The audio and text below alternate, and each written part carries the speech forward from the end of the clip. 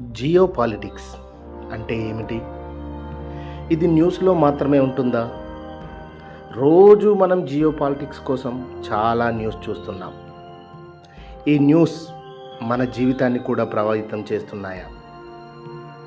ఒకప్పుడు దేశాల మధ్య సంబంధాలు అంటే సరిహద్దులు, యుద్ధాలు, రాజుల నిర్ణయాలు.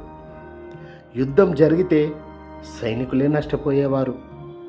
సామాన్య ప్రజల జీవితం ఎక్కువగా ప్రభావితం కాకపోయేది. అప్పుడు దేశాల మధ్య గొడవలు మ్యాపుల వరకే పరిమితమయ్యేవి.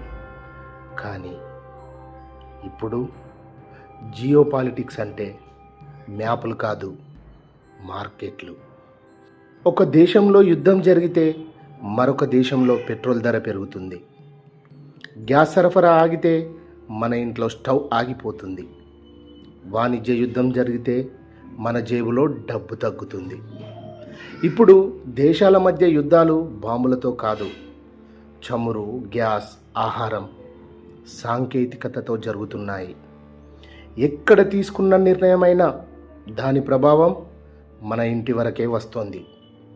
రేపు జియో పాలిటిక్స్ను అర్థం చేసుకోకపోతే ప్రతి ధర పెరుగుదలకి మనం ఆశ్చర్యపడుతూనే ఉంటాం. నీరు, ఆహారం, సాంకేతికత ఇవే రేపటి యుద్ధాల కారణాలు కావచ్చు. దేశాల మధ్య సంబంధాలు మన ఉద్యోగాలు, మన జీవనశైలి, మన భద్రతను నిర్ణయిస్తాయి. ఒకప్పుడు జియో పాలిటిక్స్ సరిహద్దులను మార్చింది, ఇప్పుడు ధరలను మార్చుతోంది. రేపు మన జీవితాన్నే మార్చబోతుంది. ఈ వీడియో మీకు ఎలా అనిపించింది? జియో పాలిటిక్స్లో మీ జీవితాన్ని ప్రభావితం చేసిన విషయం ఏది? కామెంట్లో చెప్పండి. మీ ప్రశ్నతో తర్వాతి వీడియో చేస్తాను. Thank you.